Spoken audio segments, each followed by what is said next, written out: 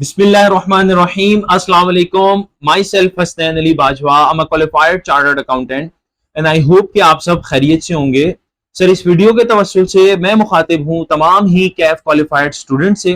वो Kaif qualified student बेशक जिन्होंने अभी रिसेंटली कैफ क्वालिफाई किया हो, या वो अपनी आर्टिकलशिप में हो, या आर्टिकलशिप खत्म कर चुके हो, या फिर वो स्टूडेंट्स जिन्होंने अपनी सीए जर्नी को कंप्लीट कर लिया हो, यानी कि वो क्वालिफाइड चार्टर्ड अकाउंटेंट हो। सर, इस तमाम रेंज के लोग जो है वो इस वीडियो से फायदा उठा सकते हैं। और मेरी इस वीडियो का पर्पज ये है कि आप सबको बैचलर्स डिग्री प्रोग्राम्स से रिलेटेड जो फिजिबल ऑप्शंस हमारे पास अवेलेबल हैं, उन सब ऑप्शंस की अवेयरनेस देना। सर, इस अवेयरनेस की जरूरत क्यों पड़ी? हम सब जानते हैं कि सर मेजॉरिटी जो सीए में बच्चा आता है, अराउंड 75 टू 80% एक हम्बल बैकग्राउंड से आता है। और हम सबका तकरीबन तकरीबन एक टारगेट ये होता है कि आर्टिकलशिप खत्म करने के बाद या फिर सीए क्वालिफाई करने के बाद हम इंशाल्लाह अब्रॉड जाएंगे। और हम सबको पता होता है कि हमारा अब्रॉड जाने का एक पर्पज होता है कि अच्छे पैसे मिल सकते हैं और हम अपनी फैमिली को जल्द सेटल कर सकते हैं। बट ओवर द पीरियड हमने एक चीज देखी कि बैचलर्स डिग्री ना होने की वजह से हमें वीजा इश्यूज फेस करना पड़े। सर, तकरीबन 3 से 4 साल पहले हमें थोड़ी सी एक हवा आना शुरू हुई कि भाई बैचलर्स की वजह से, बैचलर्स ना होने की वजह से कुछ लोगों का वीजा रिजेक्ट हो रहा है। ओवर द पीरियड ये कुछ जो कहीं कहीं से खबर आती थी, अब ये पक्की खबर हो गई कि भाई अब तो लोगों के वीजा जो है वो रिजेक्ट हो रहे हैं just because they don't have the bachelors issue, bachelors degree. तो सर, ये खबर मिडल ईस्ट तक थी। ओवर द पीरियड अभी अगर हम रिसेंटली देखें कि मई 2025 में यूके ने एक वाइट पेपर जो है वो इशू किया था इमिग्रेशन से रिलेटेड। सर, अगर किसी ने वो वाइट पेपर गौर से पढ़ा हो तो उस वाइट पेपर में भी ये चीज बाकायदा मेंशन थी कि जो उनका स्किल्ड लेबर वीजा होगा, अब वो भी सिर्फ और सिर्फ बैचलर्स डिग्री होल्डर को मिलेगा। सर, मे भी आप लोगों को ना पता हो, मैं आपको ये चीज क्या कहते हैं दिखा भी देता हूं। ये अगर आप UK white paper on immigration just ये चीज गूगल पे लिखेंगे तो आपको स्टार्टिंग में ही पता चल जाएगा कि स्किल्ड वर्कर वीजा चेंजेस में द स्किल्ड थ्रेशोल्ड, जो थ्रेशोल्ड है for skilled worker will rise to RQF level 6। Sir, RQ level 6 जो होता है, आरक्यूएफ लेवल 6 बैचलर्स डिग्री के इक्विवेलेंट होता है। तो अगर किसी के पास बैचलर्स डिग्री नहीं होगी तो अब वो यूके में भी हो सकता है वीजा इश्यूज उसको फेस करने पड़े। तो सर, ओवर द पीरियड हम सब ये जानते हैं कि हमें क्या कहते हैं कितना वीजा का इशू फेस करना पड़ रहा है। इस वजह से क्या कहते हैं इसकी अवेयरनेस मैंने एक वॉलंटरीली तौर पे कोशिश की कि अपनी सीए कम्युनिटी के लिए एक कुछ वीडियोस बना दूं। और न सिर्फ ये बल्कि तकरीबन पिछले 2 से ढाई साल से मैं, क्योंकि मुझे खुद भी बैचलर्स करना ही था, हर एक का अल्टीमेट टारगेट यही होता है कि वो अल्टीमेटली बाहर जाए। तो क्या कहते हैं मैंने बहुत रिसर्च की, कहीं ना कहीं मतलब मुझे कोई फिजिबल ऑप्शन मिल नहीं रहा था। कहीं भी जाओ तो एक क्या कहते हैं फिजिकल क्लासेस देना या फिर बहुत ही महंगी फीसें जो है वो चार्ज कर रहे थे सारी यूनिवर्सिटीज। तो तकरीबन 2 साल मेहनत करने के बाद अल्लाह का शुक्र है एक टाइम पे मतलब यूनिवर्सिटी ऑफ लाहौर में भी बच्चों ने मेरे रेफरेंस से डिस्काउंट पे क्या कहते हैं एडमिशन्स लिए। उसके बाद तकरीबन वही 2 साल की मेहनत के बाद क्या कहते हैं इंपीरियल कॉलेज ने एक प्रोग्राम स्टार्ट किया बहुत कम फीस पे। उसके बाद एनसीबीआई, जो कि आपने भी रिसेंटली क्या कहते हैं कुछ जगहों पे लिंक्डइन वगैरह पे पोस्ट देखी होगी, आईकैप ने अपनी वेबसाइट पे एनसीबीआई को ऐड किया हुआ है। और क्या कहते हैं अभी माशाल्लाह तकरीबन मेरा अपना उसमें अभी फर्स्ट सेमेस्टर कंप्लीट होने वाला है। वहां पर क्या कहते हैं मेरी कुछ एफर्ट की वजह से बैचलर्स प्रोग्राम स्टार्ट हुआ। तो सर, पिछले तकरीबन 7 से 8 महीने में बहुत सी हैपनिंग्स हुई जो कि मेरी पिछले 2 साल की एफर्ट थी, जहां पर मैं लगा रहा लोगों के लिए, मतलब न सिर्फ लोगों के लिए, अपने लिए भी एक अच्छा ऑप्शन निकालने के लिए कि यार कहीं ना कहीं एक बैचलर्स का एक आसान रास्ता हम सबको मिल जाए कि हमारा एक जो वीजा का इशू है वो खत्म हो जाए just because we don't have the bachelor's degree. तो सर, इस पूरी जर्नी में जब मैं लोगों को भी बैचलर्स के बारे में बातें बताता था तो उन सबके कुछ ना कुछ सवालात होते थे। मेरा इस वीडियो का पर्पस आपको एनसीबीआई के प्रोग्राम के बारे में बताना तो है ही, लेकिन मैं कोशिश करूंगा उसको मैं second part of the video में रखूं। आपकी सिर्फ और सिर्फ मैं 5 या 10 मिनट एक्स्ट्रा लूंगा, क्योंकि मुझे पता है कि अगर मैं आपको एनसीबीआई के बारे में भी बताऊंगा तो तब भी आपके बहुत से सवाल आएंगे। और वो सवालात ऐसे हैं कि सर हमारी कम्युनिटी में वो सिर्फ और सिर्फ मिथ्स हैं, हकीकत से उनका कोई ताल्लुक नहीं है। हमने बहुत से लोगों ने देखा होगा कि भाई वो लोग बात करते हैं कि हमने कैफ क्वालिफाई कर लिया, हमें बैचलर्स की डिग्री दे दो, क्या बैचलर्स वालों से तो हम ज्यादा पढ़ते हैं, उनकी कोई पढ़ाई होती है क्या? इस तरीके की मतलब बेतुकी बातें करते हैं, लेकिन उसको हमने रूल्स एंड रेगुलेशन में कभी नहीं देखा। सर मैंने अपनी पिछली 2 साल की जर्नी में एचईसी की रेगुलेशंस देखी सर, काउंसिल मेंबर्स के साथ बैठा के सर किस किस तरीके से पॉसिबिलिटीज से कैफ क्वालिफाइड स्टूडेंट या सीए क्वालिफाइड स्टूडेंट जिन्होंने ज्यादा पढ़ा होता है उनके लिए कोई आसानी से कोई वे आउट निकल सके कि हमारे लिए बैचलर्स डिग्री का कोई रास्ता बन सके। तो मुझे उन सब चीजों के बारे में थोड़ी सी नॉलेज है, तो मैंने सोचा कि मैं वो सारी चीजें अपनी कम्युनिटी को पहले बताऊं। उसके बाद एनसीबीआई का तो मैं ऑप्शन के बारे में इंशाल्लाह आपको मैं बता ही दूंगा, उसके लिए डिटेल वीडियो मैं आपको सेकंड पार्ट में बता दूंगा। सर हमारे यहाँ पर कुछ ऐसे क्वेश्चंस होते हैं कि भाई क्या कहते हैं, हमने सीए क्वालिफाई कर लिया, हम सीए क्वालिफाई करते हैं, कुछ यूनिवर्सिटीज के में ईमेल आ जाती हैं कि आप क्वालिफाइड चार्टर्ड अकाउंटेंट्स हैं, आप मास्टर्स के लिए एलिजिबल हैं, आप डायरेक्ट मास्टर्स में क्या कहते हैं एडमिशन ले लें। तो क्या मास्टर्स डायरेक्ट करने से विदाउट हैविंग बैचलर्स डिग्री क्या हमारा वीजा का इशू रिजॉल्व हो जाएगा या नहीं होगा, उसका आंसर मैं भी आपको देने वाला हूं। सर हमारा कैफ बैचलर्स के बराबर क्यों नहीं हो सकता, इसका मैं आपको आंसर देने वाला हूं।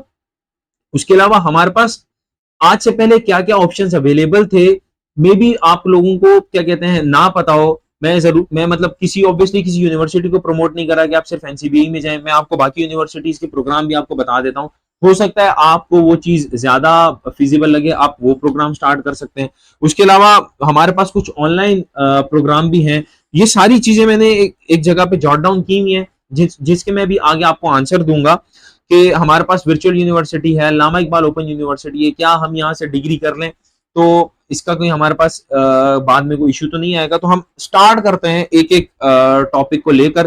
तो सबसे पहले हम देखते हैं कि भाई हमारे पास एनसीबीआई से पहले क्या क्या ऑप्शंस मौजूद थे बैचलर्स डिग्री करने के। तो सर सबसे पहले आप हम इन्हीं ऑप्शंस को एक्सप्लोर करने के लिए आईकैप की वेबसाइट पे चले जाते हैं। सर आईकैप की वेबसाइट पे क्या होगा बच्चों, आईकैप की वेबसाइट पे एक बाकायदा टैब है जहां पर उन्होंने कैफ क्वालिफाइड स्टूडेंट्स के लिए बैचलर्स डिग्री की यूनिवर्सिटीज की लिस्ट बनाई हुई है जो कि कैफ क्वालिफाइड को एक बैचलर्स डिग्री का प्रोग्राम ऑफर कर रही है। अच्छा, तो सर हम आईकैप की वेबसाइट पे चले गए। आईकैप की वेबसाइट पे एक यूनिवर्सिटी ऑफ लाहौर आ रहा है, जेबिस्ट आ रहा है, यूनिवर्सिटी ऑफ सियालकोट, नस्ट, ये सब। अच्छा, इसमें जो यूनिवर्सिटी ऑफ सेंट्रल पंजाब है और कुछ यूनिवर्सिटीज हैं उनका नाम सिर्फ आईकैप की वेबसाइट पे आ रहा है, मैं आपको बता रहा हूँ। वो लोग इन प्रैक्टिकल आपको कैफ की बेसिस पे 2 साल की एग्जामेशन नहीं देती हैं। सर क्यों नहीं देती हैं? उनकी एक टेसल है आईकैप से कि भाई हमारा बच्चा 4 साल की बैचलर्स करके आईकैप के पास जाता है और आईकैप उसको सिर्फ 5 पेपर्स की एग्जामेशन देता है या 6 पेपर्स की एग्जामेशन देता है अपने कैफ तक के लिए। और आईकैप का बच्चा सिर्फ और सिर्फ वहां 2 साल में कैफ करके आ जाए और हम यहाँ पर सिर्फ 13 पेपर क्लियर करके आ जाए और हम यहाँ पर उसको जो है वो 2 साल एग्जाम कर दें। तो इस तरीके से बाकायदा क्या कहते हैं, मेरे पास ईमेल के स्क्रीनशॉट पड़े में कि यूनिवर्सिटी ऑफ सेंट्रल पंजाब बोलती है कि नहीं भाई हम ये प्रोग्राम नहीं कर रहे। वो जो आईकैप की वेबसाइट पे हमारा नाम आ रहा है वो सिर्फ एक डॉक्यूमेंटेशन पर्पज के लिए।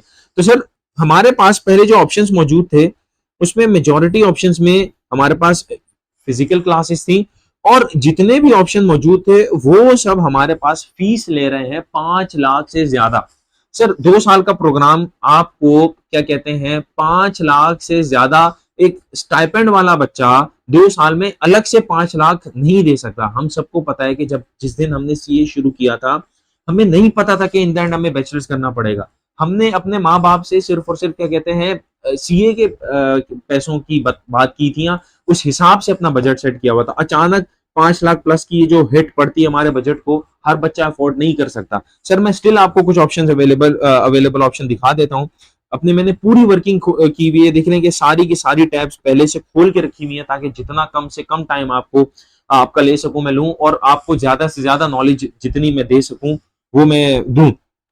सर जेबिस के पास चले जाते हैं। सर जेबिस की फीस देख लेते हैं। जेबिस, अच्छा जब तक मेरी अपनी वर्किंग थी जेबिस पे, क्योंकि मैं जेबिस के पास भी गया था प्रोग्राम पिच करने के, आप किसी तरीके से हमारे पास एक कंटिन्यूस ग्रेडिंग मॉडल या फिर ऑनलाइन मॉडल लेकर आ जाएं, जिस तरीके से यूनिवर्सिटी ऑफ लाहौर आ रही है या फिर एनसीबी कुछ चीजों में हमें ऑप्शन प्रोवाइड कर रही है। तो उस टाइम पे ये लोग 2.5 साल में कैफ क्वालिफाइड स्टूडेंट को क्या कहते हैं एक प्रोग्राम दे रहे थे। हम उसकी फीस देख लेते हैं कि सर इनकी पर सेमेस्टर फीस जो है 1.5 लाख रुपए। सर अभी पता नहीं है कि ये 2 साल का प्रोग्राम है कैफ का जेबिस के लिए या फिर 2.5 साल का है। अगर ये 2 साल का भी हो यानी 4 सेमेस्टर में सर 1.5 लाख पर सेमेस्टर ये आपका क्रॉस कर जाता है तकरीबन 6 लाख 20 रुपए। सर तो एक तो क्लासेस फिजिकल, हम सब जानते हैं कि आर्टिकलशिप के साथ साथ फिजिकल क्लासेस हमारे लिए पॉसिबल नहीं है। उसके बाद क्या कहते हैं 6 लाख से प्लस तो बजट भी फ्रेंडली नहीं है। उसके बाद सर यूनिवर्सिटी ऑफ सियालकोट आईकेप की वेबसाइट में आ रहा था, इसकी मैंने वेबसाइट पे देखा, मुझे कहीं भी अभी bachelors in accounting and finance जो है वो नहीं मिल रहा है कि ये लोग अकाउंटिंग एंड फाइनेंस ऑफर कर रहे हो। सर इसके बाद हमारे पास नस्ट की वेबसाइट आ रही थी, नस्ट का नाम आ रहा था सर, नस्ट की एक सेमेस्टर की फीस, अच्छा आपको मैं बता दूं कि हमारा जो क्या कहते हैं कैटेगरी है वो है बिजनेस स्टडीज में आती है। तो बिजनेस स्टडीज में इसकी पर सेमेस्टर फीस आती है 2,75,400 रुपए। अगर ये 4 सेमेस्टर देते हैं तो ये तकरीबन तकरीबन हमारे पास 11 लाख रुपए बन जाते हैं। तो ये तो जेबिस से भी महंगा हो गया। फिर सर एक हेली कॉलेज आ रहा था, हेली कॉलेज की वेबसाइट में मुझे कोई फीस नहीं मिली और इसका मुझे मॉडल भी नहीं समझ में आया। ये 126 क्रेडिट आवर्स की डिग्री होती है, इसकी डिग्री भी 130 क्रेडिट आवर्स से कम होती है। तो मतलब जो बंदा सीपीए वगैरह करना चाह रहा है, यूएस वगैरह कनाडा वगैरह की सोच लेकर, वहां पर आपको 130 क्रेडिट आवर्स की डिग्री चाहिए होती है bachelors in accounting and finance की। तो आपके पास हेली कॉलेज का ऑप्शन भी क्या कहते हैं, फीस का तो खैर इसका मुझे नहीं पता, ये भी फिजिबल नहीं है। हमारे पास एक डीएचएस सूफा आईकेप की वेबसाइट पे आ रही है सर। सर डीएचएस सूफा का पर क्रेडिट आवर जो है 5,500 का है। आपके पास आपको एचईसी ने, अच्छा ये चीज मैं आपको आगे बताता हूँ कि एचईसी ने आपको 60 क्रेडिट आवर्स अलाउ किए हैं, उसके अलावा आपको तकरीबन 70 क्रेडिट आवर्स और पढ़ने पड़ते हैं। तो सर 70 क्रेडिट आवर्स को अगर आप 5,500 से मल्टीप्लाई करें और उसके अलावा आप पर सेमेस्टर ये सारी फीसिस भी 5,500, 6,800, 50,000, तो ये काम भी आपका 5 लाख क्रॉस कर जाता है। इस तरीके से इसकी क्लासेस भी फिजिकल होती हैं। तो सर ये सारी चीजें ऐसी हैं कि अभी तक बहुत से लोगों को इन मामलात का पता तो था कि ये ऑप्शन अवेलेबल है, लेकिन बच्चा यहाँ जा नहीं सकता क्योंकि फिजिकल क्लासेस 5 लाख से ज्यादा का खर्चा, तो ये चीजें बहुत मुश्किल हो जाती हैं। तो ये तो हमारे पास अभी तक के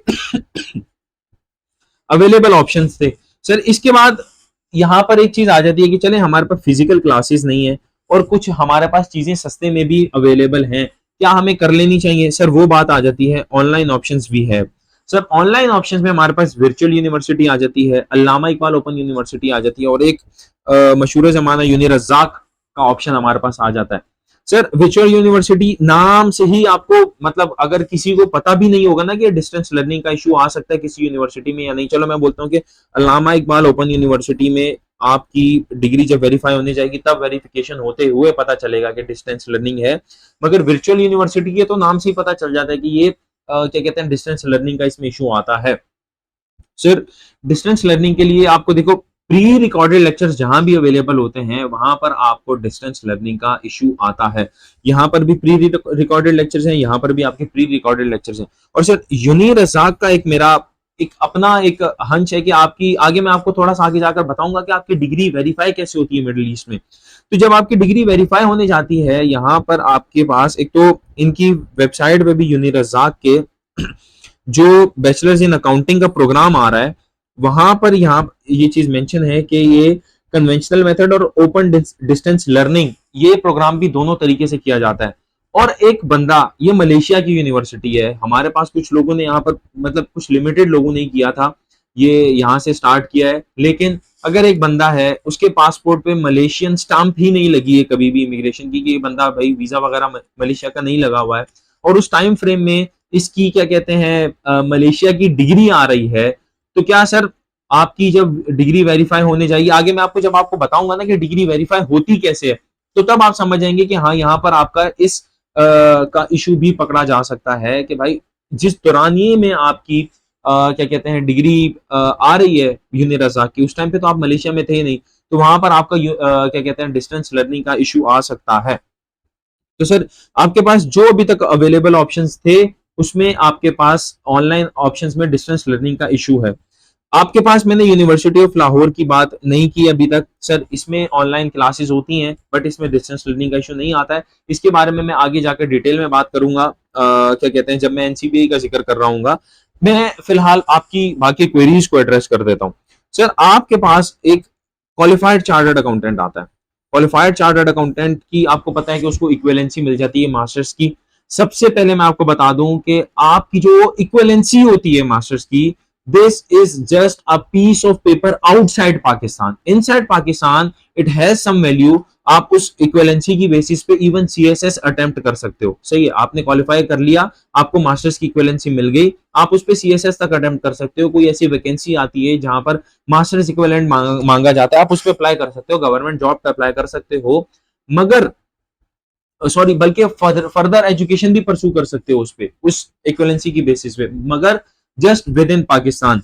सर अगर किसी का ख्याल है कि वो इस इक्विवेलेंसी की ही बेसिस पे वो बाहर जाकर अपनी डिग्री किए बगैर उसका वीजा लग जाएगा, तो ये उसकी गलतफहमी है। मैं आपको बता दूं कि ऐसा नहीं होने वाला, बाहर के रूल्स बहुत स्ट्रिक्ट होने वाले हैं। अभी जब मैं आपको आगे जाकर इसका आंसर दूंगा ना कि मास्टर्स की डिग्री करने के बावजूद उसका वीजा इशू नहीं आ जाता, आपको पूरा प्रोसेस समझाता हूं मैं सबसे पहले कि हम सिर्फ एक मिडिल ईस्ट की एक मुल्क का प्रोसेस उठाते हैं। सर एक मुल्क का प्रोसेस उठाया हमने, सऊदी अरब का। सऊदी अरब में आपकी डिग्री कैसे वेरीफाई होती है? सर सबसे पहले आपकी डिग्री वेरीफाई होती है एचईसी से। एचईसी अटेस्ट करने के बाद आपकी डिग्री जाती है मोफा। मोफा से आपकी डिग्री अटेस्ट होकर आपके पास वापस आती है, वहां से आपकी डिग्री एजेंट के थ्रू जाती है Saudi embassy. Sir Saudi embassy से अटेस्ट होकर वापस जाती है, फिर आपके पास से डिग्री क्या कहते हैं, सऊदी कल्चर, सऊदी का एक बाकायदा डिपार्टमेंट है जो आपकी डिग्रीज को वेरीफाई करता है। सर सऊदी कल्चर जो आपकी डिग्रीज को वेरीफाई करता है वो इस तरीके से वेरीफाई करता है कि आपकी जिस भी यूनिवर्सिटी के नाम आ रहा होता है वो उसको बाकायदा ईमेल करता है कि भाई आपके इस स्टूडेंट के नाम से, आपकी यूनिवर्सिटी के नाम से इसकी डिग्री आ रही है, हमें बताएं कि क्या यह आपका स्टूडेंट था, इसने इस दौरानिये में आपके पास से डिग्री की है या नहीं की है, सही है। अब ये आपकी वो वहां से फिर यूनिवर्सिटी आपकी ईमेल करती है और क्या कहते हैं, फिर वो आपकी डिग्री वेरीफाई होकर उनके रिकॉर्ड में एंटर हो जाती है और फिर वो आपके पास वापस आ जाती है। और ये सारी चीजें आपको वीजा प्रोसेस में करनी पड़ती हैं। अच्छा तो सर एक यहाँ पर आता है कि जो आपकी सऊदी कल्चर की वेरिफिकेशन का प्रोसेस है वो चलता है सीक्वेंस वाइज। वो बोलता है कि भाई मेरे पास अगर किसी ने डिग्री वेरीफाई करवानी है तो वो पहले बैचलर्स की डिग्री लेकर आएगा, उसके बाद मास्टर्स की डिग्री लेकर आएगा। ऐसा नहीं हो सकता कि वो डायरेक्ट मास्टर्स की डिग्री ले आए, पहले मेरे रिकॉर्ड में क्या कहते हैं बैचलर्स की डिग्री आएगी, उसके बाद मास्टर्स की डिग्री आएगी, क्योंकि एक सेंस प्रिवेल करता है कि भाई पहले बंदा बैचलर्स करता है उसके बाद मास्टर्स करता है। अगर कोई बंदा बोलता है कि यार क्या कहते हैं हमें तो मास्टर्स सीए की क्वालिफिकेशन की बेसिस पे मास्टर्स में हम इनरोल हो सकते हैं, तो मैं आपको बताता चलूं कि शायद आप लोगों का शेखों से पाला नहीं पड़ा कि ये लोग, इनकी मेंटेलिटी कैसी होती है। जिन शेखों को सीए समझ नहीं आ रहा, ये उसकी मतलब सीए पे हमें क्या कहते हैं वीजा नहीं दे रहे हैं, उनको ये चीज कैसे समझ में आएगी कि इस सीए की बेसिस पे ही हमें डायरेक्ट मास्टर्स में एनरोलमेंट मिल रही है और हमने मास्टर्स क्या कहते हैं सीए की बेसिस पे कर लिया विदाउट हैविंग बैचलर्स डिग्री। तो सर यहाँ पर ये चीज इशू आता है कि आपने एक चीज छोड़ दी, इंटरमीडिएट के बाद आप डायरेक्ट डिग्री डिग्री खेल रहे हैं, सीए को साइड पे होगा क्योंकि यहाँ पर डिग्री के मसले आ रहे हैं अभी, सही है। तो इंटर के बाद आप डायरेक्ट मास्टर्स दे दोगे तो यहां पर वो चीज उसको एक्सेप्ट नहीं होती। बोलते कि मेरे साथ सिर्फ और सिर्फ आप सीक्वेंस वाइज चलोगे, आपके रिकॉर्ड में पहले आपकी बैचलर्स की डिग्री वेरीफाई होगी, तभी आपकी मास्टर्स की डिग्री को मैं बुलाऊंगा वेरिफिकेशन के लिए।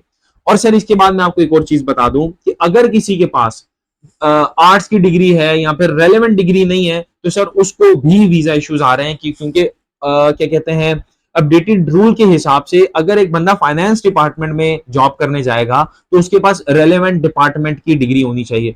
रेलेवेंट डिपार्टमेंट में सर हमारे पास ऑप्शंस आ जाते हैं bachelors in business administration BBA, accounting and finance और फिनटेक। सर इस इन 3 डिग्रीज में से अगर हमारे पास कोई भी बैचलर्स की डिग्री है तो सर हम लोग क्या कहते हैं हमें वीजा का इशू नहीं आएगा, सही है। अच्छा इसमें एक चीज बता दूं कि जो ऑनलाइन ऑप्शंस हैं इसमें आपके पास एक लीनियंसी है कि UAE Dubai distance learning universities को एक्सेप्ट कर लेता है, बट अगर किसी ने बैचलर्स करना है सिर्फ इस वजह से कि मेरा वीजा इश्यूज खत्म हो जाए, वो सिर्फ दुबई को देखकर नहीं करे।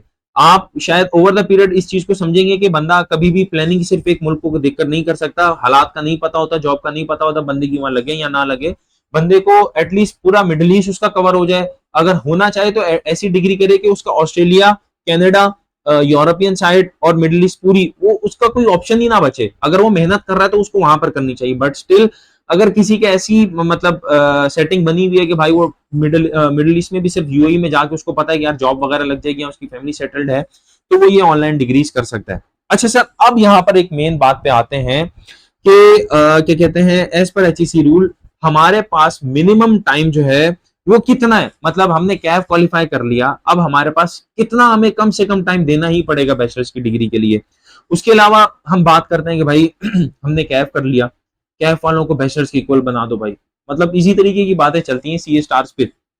या फिर नॉर्मली मेरे दोस्त भी जज्बाती होकर कभी कभी बात कर लेते हैं, इवन मैनेजर्स वगैरह भी फर्म्स में ये बोलते हैं यार आर्टिकलशिप कर ली, बैचलर्स क्या कहते हैं कैफ कर लिया, बेशक सीए के 2-3 पेपर नहीं बचे, या कुछ क्वालिफाइड सीएस भी बोलते हैं कि यार हमें तो बैचलर्स की डिग्री दे दो, लेकिन क्या कहते हैं, अच्छा ऊपर से बोला जाता है कि भाई आई कैप कुछ नहीं कर रहा है, आई कैप जो है बस हाथ पे हाथ धर के बैठा हुआ है। तो सर इस चीज का आंसर बता दूं, कुछ लोग बोलते हैं कि भाई हमारे पास जो है वो आर्टिकलशिप भी हुई है, कैफ भी हुआ है, क्या हमारे पास कोई छोटा रूट है कि हमारी जल्दी से डिग्री हो जाए। तो सर सबसे पहले मैं आपको बताऊं कि अगर अगर आपके कैफ क्वालिफाइड को बैचलर्स की डिग्री मिल जाए, इसमें सबसे ज्यादा कामयाबी किसकी है? आपकी सबसे ज्यादा कामयाबी आई कैप की है। As an institute ICAP की सबसे बड़ी कामयाबी है कि 2 साल में बच्चा कैफ करके उसको बैचलर्स की डिग्री मिल जाए। आपको क्या लगता है आई कैप ने एफर्ट नहीं की होगी? सर मैं पिछले 2-2.5 साल से काफी काउंसिल मेंबर से क्या कहते हैं इस चीज पर डिस्कशन हुई है, वन ऑन वन मीटिंग्स तक हुई है, बैठ के आई कैप प्रेसिडेंट से भी मेरी बात हुई है, वाइस प्रेसिडेंट से भी बात हुई है, एचईसी के रिप्रेजेंटेटिव तक मैं गया हूं सर, मुझे काफी मतलब रेगुलेशंस इसी वजह से पता है कुछ चीजों की। तो आईकैप खुद चाहता है कि कोई ना कोई रूट बन जाए कि उनकी जो डिग्री है उसका मसला रिजॉल्व हो जाए, क्योंकि अल्टीमेटली अगर आईकैप के बच्चे को सीए करने के बावजूद डिग्री का मसला आ रहा है तो इट्स सेल्फ एक इंस्टीट्यूट की नाकामी है। तो काउंसिल मेंबर्स भी इस पे लगे हुए, तभी आपने देखा होगा जैसे जैसे एक क्रेडिबल यूनिवर्सिटीज एक ऑप्शंस निकाल रही है, आईकैप उस पर पूरी वेरिफिकेशन करके उसको यूनिवर्सिटीज को अपनी वेबसाइट पे भी ला रहा है अपने बच्चों के लिए कि भाई आपके पास ऑप्शंस बढ़ रहे हैं। तो सॉरी, अच्छा आईकैप एचईसी के पास गया, एचईसी मसला सारा एचईसी की बायलॉज का है। कहीं एचईसी बोलता है कि भाई आपके बच्चे ने सिर्फ और सिर्फ 13 पेपर्स पढ़े हैं और कंपलसरी सब्जेक्ट्स नहीं पढ़े हुए, इस वजह से मैं आपको क्या कहते हैं डिग्री नहीं दे सकता, कुछ एचईसी की बायलॉज हैं। अच्छा, तो एचईसी ने आईकैप को बोला कि भाई आपका कोर्स मैं अपने बैचलर्स की किसी प्रोग्राम से मैच करूंगी और जो सबसे ज्यादा नियरली मैच होने वाला कोर्स होगा उसमें मैं आपको एग्जेम्पशन दे दूंगी। तो सर इसी बेसिस पे एचईसी ने आपके कैफ क्वालिफाइड को 60 क्रेडिट आवर्स दे दिए bachelors in accounting and finance में। क्यों? क्योंकि कैफ से सबसे ज्यादा similar courses bachelors in accounting and finance में ये यहाँ पर हमने taxation, law, audit, accounting, functional English, ये सारी चीजें हमने पढ़ी हुई थी आईटी से रिलेटेड।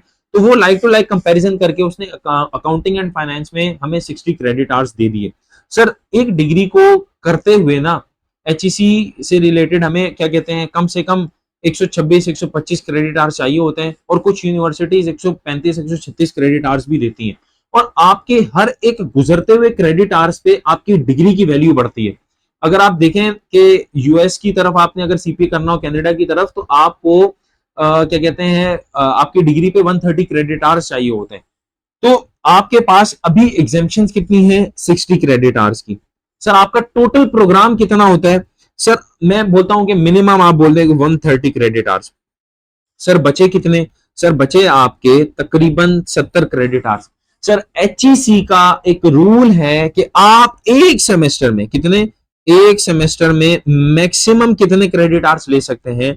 सर 18 क्रेडिट आवर्स एक सेमेस्टर में ले सकते हैं। तो सर आप अगर 70 क्रेडिट आवर्स भी बचे हुए हैं तो आपको इसको लेते हुए कम से कम भी कितने सेमेस्टर्स लग जाएंगे? सर इसको मैं डिवाइड कर लेता हूं 18 से, तो ये तकरीबन 3 पॉइंट समथिंग, एक सेकंड में मैं आपको डायरेक्ट एक्यूरेट बता देता हूं, 70 डिवाइडेड बाय 18, 3.88, यानी कि सर आपको कम से कम अगर कोई, अब ये डिपेंड करता है यूनिवर्सिटी की डिग्री कितने क्रेडिट आवर्स की है।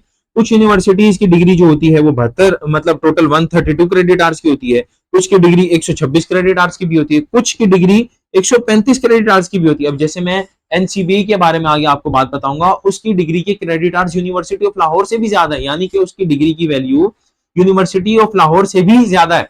तो अगर 75 क्रेडिट आवर्स हैं तो सर इसमें आपको कम से कम क्या कहते हैं एचईसी के रूल्स के मुताबिक ही आपको 4 सेमेस्टर तो लगाने ही पड़ेंगे, और 4 सेमेस्टर में आपके 2 साल तो लगते ही लगते हैं। तो अगर कोई ये बोलता है कि यार हमें कैफ क्वालिफाई को बैचलर्स दे दो, या फिर क्या कहते हैं हमारा कोई छोटा पीरियड कर दो, आर्टिकलशिप हमारी काउंट कर लो, तो सर ये सारी चीजें जो है आगे यूनिवर्सिटी की डिस्क्रिप्शंस पे होती हैं कि आपको वो कम से कम भी 2 साल आपको वहां लगाने पड़ेंगे। अब वो यूनिवर्सिटी की आगे देखो, एक चीज मैं आपको बता दूं कि जो क्या कहते हैं कुछ मिथ्स हैं कि भाई कोई यूनिवर्सिटी पेपर नहीं लेती है तो क्या कहते हैं कहीं इसमें इशू तो नहीं होगा। मैं आपको एक और चीज बता दूं कि एचईसी की रिक्वायरमेंट ही नहीं है कि आपने इस तरीके से पेपर लेने हैं, इस तरीके के नहीं लेने। अगर कोई लॉ की डिग्री कर रहा है तो उसकी जो है लॉ की बॉडी जो है वो बताती है कि भाई आपने पेपर इस तरीके से लेने हैं। अगर कोई मेडिकल की डिग्री है, एमबीबीएस वगैरह, तो उसकी मेडिकल की बॉडी आपको बताती है कि आपने इस तरीके से पेपर लेने हैं, फिजिकल लेने हैं, बिठा कर लेने हैं, सारी चीजें।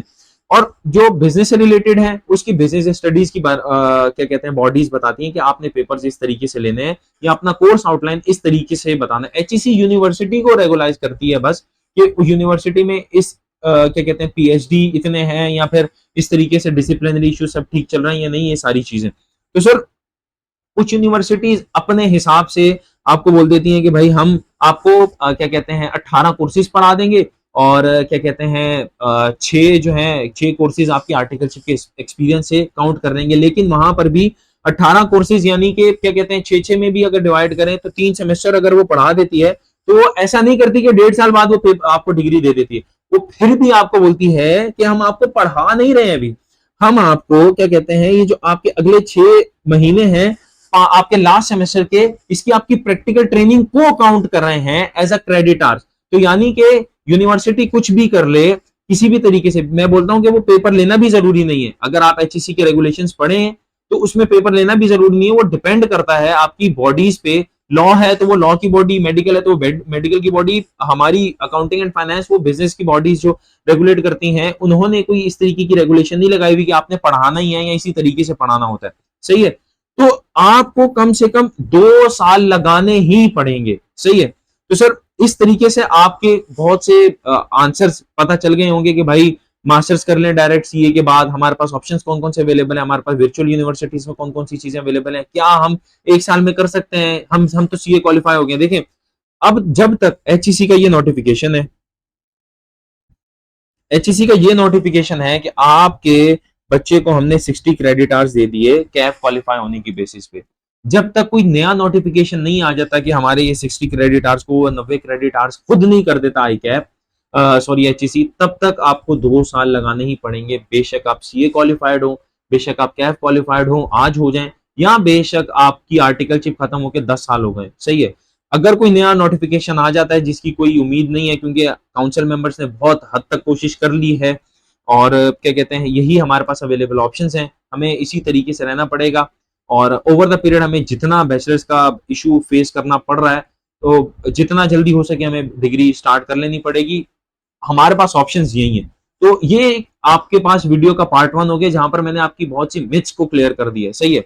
अच्छा, नेक्स्ट वीडियो में मैं आपको एनसीबीए के बारे में बताऊंगा और उसके बारे में एक कंप्लीट डिटेल इंफॉर्मेशन दूंगा। तो मिलते हैं नेक्स्ट वीडियो में।